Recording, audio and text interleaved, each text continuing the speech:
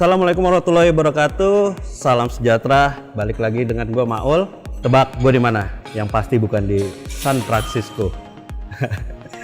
Sekarang gua ada di Hotel Fairmont, acara acara Samsung.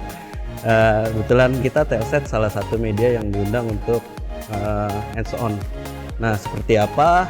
Gua akan tanya-tanya dulu sama salah satu tech reviewer Kawakan, Lukis Bastian. Halo Kang, apa kabar? Kabar baik Kang.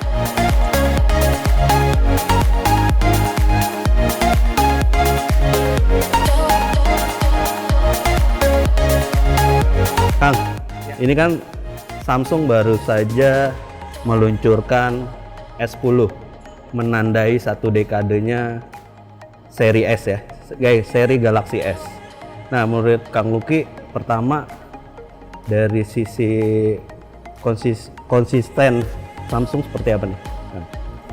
Ini memang versi ke-10-nya ya. Jadi dia konsistennya salah satu dari pertama adalah layar Super AMOLED. Yeah. Nah, di seri ke-10 ini dia beri layar yang berbeda, namanya Dynamic AMOLED. Yeah. Jadi layar yang lebih baik lagi dari Super AMOLED. Kemudian ya dari awal Samsung dia mulai dengan Gorilla Glass. Sekarang juga dia tetap pakai Gorilla Glass. Jadi di depan ini Gorilla Glass 6, di belakang ini Gorilla Glass 5. Kita bicara produknya nih Kang.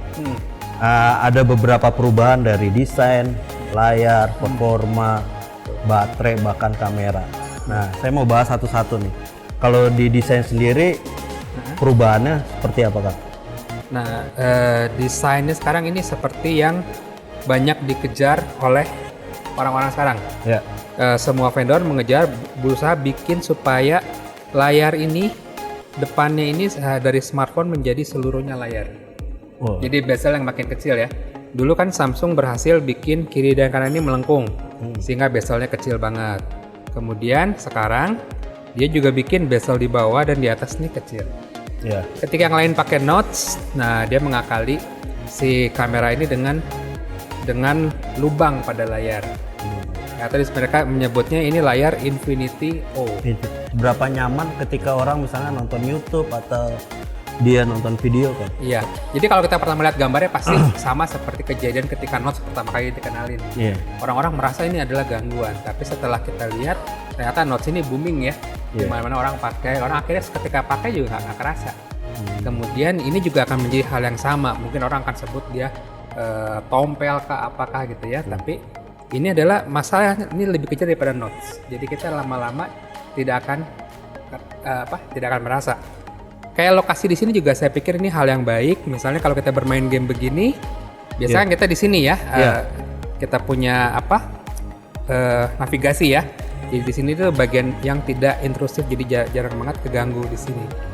Kemudian bedanya dengan notch, si bagian kamera ini adalah bagian yang berfungsi. Jadi bisa di touch. Oh. Nah, ini lebihnya. Kalau notch kan bagian yang mati ya. Kita nggak bisa apa. Kalau dia adalah bagian yang berfungsi. Nah, untuk layarnya sendiri gimana Kang? Kan kalau nggak salah dia teknologinya baru juga ya. Kalau nggak salah Dynamic AMOLED. Dynamic AMOLED. Ya. Nah, itu kelebihannya apa Kang? Nah, jadi sekarang dia bisa punya maksimum brightness ini sampai 1200 nits atau 1200 kandela ya, CD per meter persegi.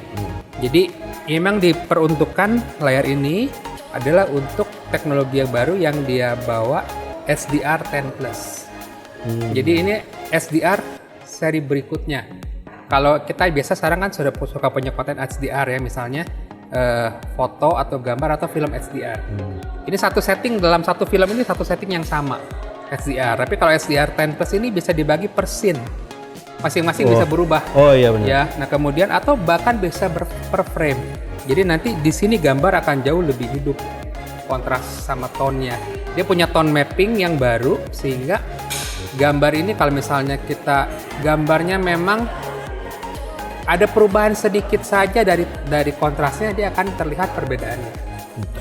Kalau yang saya baca spesifikasinya, dia juga mengurangi sinar biru. Itu bisa jelasin nggak Kang? Ya. Seperti apa? Kita ini kan kebiasaan banget nonton sampai malam ya. Bisa ngerusak mata. Bisa ngerusak mata. Nah, terutama begini, ketika saat kita musimnya matahari terbenam, kita masih lihat layar, seolah-olah kita tuh masih menikmati sinar matahari karena sinar biru. Ketika ada sinar matahari itu atau sinar biru ini, melatonin di dalam tubuh kita tuh tidak terproduksi. Akhirnya kita tidak ngantuk. Biasa kita pakai mode yaitu layar yang untuk ada pilihan yang untuk layar malam hari begitu kan. Iya. Tapi hasilnya gambar menjadi kekuningan.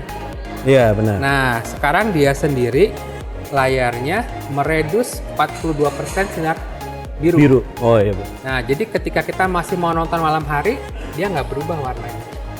Ini teknologi yang baru, jadi kita nggak jadi kuning. Tetap aja warna-warna keluar seperti biasa. Kalau untuk dapur pacunya, Kang, ada perubahan apa di Galaxy S10 Plus ini? Ya, jadi di dunia ini kita ada dua macam prosesor yang dipakai Samsung. Ya. Seperti biasa kan? Snapdragon sama Exynos 855 dan Ya. Exynos 9820. 9820. Indonesia akan kebagian Exynos 9820. Ya. Kelebihan Exynos 9820, dia mempunyai performa single core CPU-nya Nah, single core CPU. lebih tinggi daripada CPU Android yang lain. Wah. Hampir mendekati A12 yang punya iPhone. Jadi bedanya dikit banget. Nah, ini dia tinggi banget untuk single core-nya. Nah, kenapa sih dia pakai single core-nya tinggi? Karena dia custom, dia full custom. Kalau misalnya kayak Snapdragon dia semi custom. Kalau dia full custom dan sekarang udah seri keempat, jadi namanya M4. Dia punya 3 cluster. Jadi 2 yang sangat cepat, 2 yang optimal dan 4 yang efisiensi daya. Nah, setiap bagian dari cluster ini bisa bekerja sama. Jadi misalnya satu cluster satu core yang cepat bersanding dengan 4 core yang efisiensi. Nah, ini untuk pemanfaatan, jadi kebutuhan powernya cukup tetapi tidak makan banyak daya, jadi optimal. Nah, ini satu lagi, Kang. Kalau nggak salah di kamera juga S10 ini banyak perubahan. Bisa dijelasin nggak, Kang? Apa kelebihan kamera di S10 yang sekarang? Ya, kalau S10 sekarang dia sebenarnya punya di belakang 3 kamera. Kalau yang 10 Plus punya kamera depan 2. Kamera depan 2. Jadi total 5 kamera. Tapi kalau yang S10 biasa di belakangnya 3, depannya cuma 1. Itu aja. Tapi belakangnya sama. Jadi di belakang ini ada kamera wide ya. Ya, yang kamera standarnya. Ya, ada kamera kemudian, wide. kamera 12 megapiksel. Kemudian ada kamera telefoto 2 kali itu juga 12 megapiksel. Dua-duanya udah ada OIS untuk optical image stabilization. Kemudian kamera ketiga adalah super wide atau ultra wide ya, mereka ya. nyebutnya ultra wide 123 derajat. Jadi seperti mata kita memandangkan, bedanya gini, kita pandang dapat lingkungan ini, tapi ketika difoto hanya dapat sebagian. Karena kan kamera wide kan lebih terbatas ya. Jadi sekarang kita dapat semuanya. Nah, ultra wide ini 16 megapiksel. Jadi kalau kita foto rame-rame itu masuk semua ya, satu frame sempit, masuk satu frame. Atau kita lagi landscape ya. Nah, kita bisa foto lebih bagus, lebih banyak. Atau arsitektur yang tinggi-tinggi begini bisa dapat dalam satu kali jepretan saja. Kalau kamera depannya kan? Nah, kamera depan ini dia 10 megapiksel. Kalau yang 10 Plus itu ada tambahan kamera untuk bokeh. Oh, bokeh. Untuk bokehnya. Tapi single kamera juga bisa, cuman by software. Kalau ini betul-betul dia mengandalkan 2 kamera ini dipadukan supaya menghasilkan bokeh yang lebih bagus. Yang lebih optimal lah. Terus kalau dari sisi fiturnya yang terbaru apa, Kang? Nah, fitur yang terbaru itu disebut sama dia tuh Pro Grade kamera. Nah, Pro Grade kamera ini salah satunya yang paling menarik kan, kalau kita scene optimizer hampir semua kamera sekarang bisa ya dengan AI ya. Mengenali ini foto binatang, ini foto minuman, foto makanan gitu ya. Nah, yang dia tambahkan beberapa di scene optimizer itu misalnya gini. Orang ini apakah orang tua atau bayi? Oh iya. Dia bisa membedakan. Jadi dia sekarang bisa membedakan apa ya? Oh, ini anak kecil Anak kecil. Nah, jadi misalnya kalau orang tua kan bisa diam nih di foto. Nah, dia setting kameranya ya bisa diam. Tapi kalau bayi berarti dia harus ambil lebih cepat karena kan bergerak mungkin ya. Nah, gitu.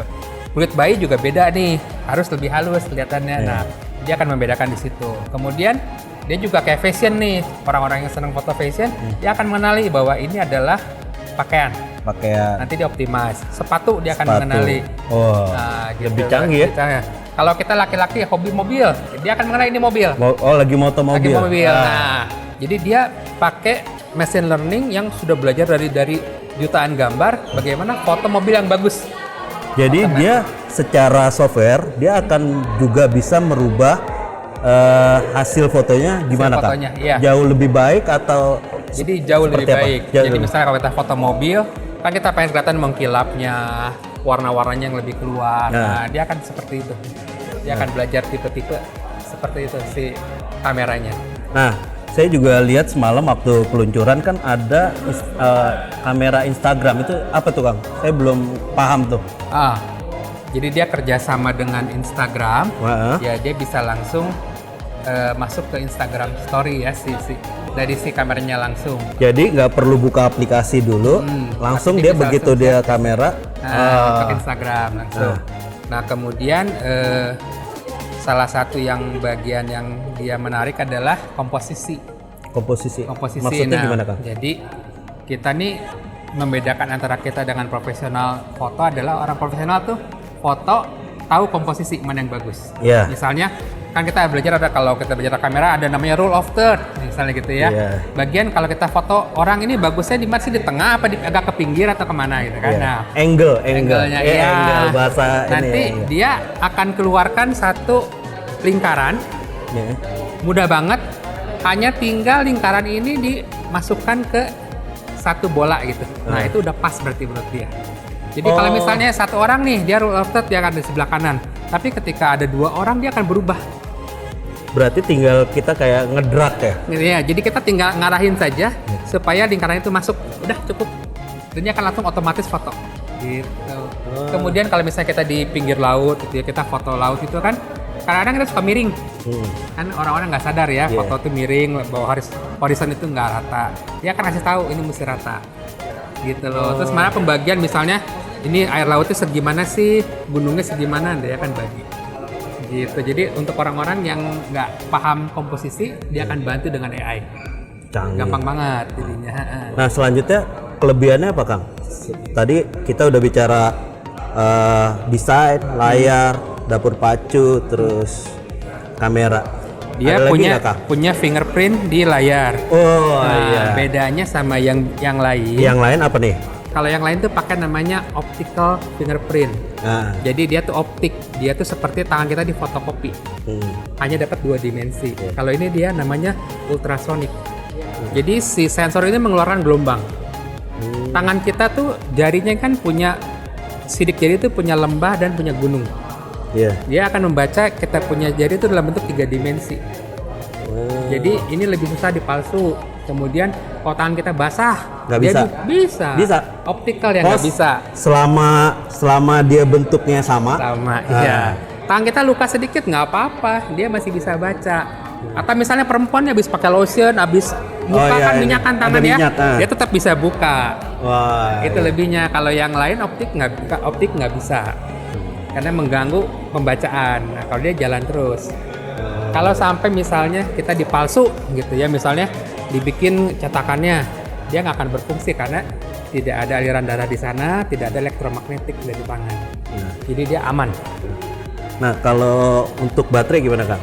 Samsung udah ada kemajuan belum dari sisi fitur baterai nih? Kemarin sebenarnya Samsung itu di Note 9 punya kemajuan baterai yang luar biasa. Ya cukup ya, jadi dia untuk sekarang itu bisa untuk flagship. Nah sekarang ini beda lagi. Dia sampai sekarang bisa dikatakan untuk S10 Plus baterainya ini 4100. 4100, oh gede juga. Nah, dia adalah device yang paling tipis yang bisa masukin baterai 4100. 7,8 mili doang ininya ketebalannya. Desain paling tipis yang bisa masukin baterai 4100 mAh. Ya. Dan kemudian dia ringan. Biasanya kan kalau baterai besar berat ya. Ya, ini ringan, dia bisa ringan. Jadi dia tempatnya optimal, bagus. Kemudian dia punya namanya adaptive battery. Jadi dia dengan AI, dia setiap orang akan punya aturan baterai yang berbeda. Akan dengan saya pasti beda, misalnya. Tergantung aplikasi yang dipakai. Soalnya rajin banget main PUBG sama Instagram. Saya misalnya banyak mainnya di Facebook sama email. Nah, saya hanya buka PUBG sekali, udah gitu nggak pernah buka lagi. paling besok baru main lagi. Nah, dia akan tahu kebiasaan-kebiasaan itu. Jadi ketika setelah saya main PUBG, nggak berapa lama dia tahu bahwa saya nggak pernah buka lagi tuh game. Akan dia tutup. Iya. Kalau akan kan mungkin dia balik lagi main lagi, dia akan tahan. Dia akan tahan di atas gitu ya. Akan tahan terus di atasnya. Nggak hilang. Nggak dihilangin, nama dia nggak ditutup. Oh, berarti dia secara cerdas menghilangkan aplikasi yang nggak kita gunakan. Akan kita gunakan lagi. Oh iya iya. Ya, gitu. Nah, ini kelebihan dia. Ada di adaptive battery. Dia lebih bagus nantinya untuk daya tahan baterai. Kemudian dia juga bisa memberikan optimalisasi dari segi penggunaan RAM dan prosesor. Jadi dia tahu kita lagi pakai aplikasi apa sih, butuh segimana sih sebenarnya. Nah, apakah dikasih semuanya? Jadi dia atau semakin pinter dikapling-kaplingin sama dia Ya. istilahnya, RAM-nya, ROM-nya. Betul, sesuai Iya. dengan kita punya pemakaian. Iya, benar. Ya, jadi akhirnya adalah efisiensi di irit baterai. Gitu. Kalau nggak salah dia juga punya teknologi yang bisa ngecas produk lain gimana? Apa Iya, tuh, Kang? namanya reverse wireless charging. Nah, Jadi kita sebenarnya tinggal turun drop down begini, nah. nanti ada pilihan wireless power share. Oh, wireless Nah, power share. Kalau kita nyalain ya, misalnya kayak gini, saya tinggal tempelin handphone lain yang juga punya wireless, wireless charging tinggal juga tempel ya? begitu, nanti dia akan dicas sama dia. Nah, langsung tuh dia. Gitu. Jadi sobat, S10 tuh bisa istilahnya bisa jadi power bank juga buat iya. gadget lain, handphone lain yang Iya. udah punya teknologi wireless Charging. charging juga. Tapi sebenarnya sih lebih bukan untuk handphone karena kan sama-sama Iya, besar ya. iya. Dia lebih untuk perangkat wearables yang lain Wearable, misalnya seperti iPhone ya, Handphone, wireless ya, wireless jam, watch, smartwatch. smartwatch. Iya. Jadi kalau kita bepergian, nggak usah bawa semua charger, bawa satu aja. Ini lagi dicas, taruh di atasnya, ikut kecas gitu. Oke, Kang, terima kasih banyak. Sama-sama. Banyak ilmunya yang kita bisa dapat dari Kang Lucky. Oke sobat, terima kasih. Jangan lupa like, comment, share, dan subscribe. Di mana Kang? Telset.id. Terima kasih. Terima kasih, Wassalam. bye.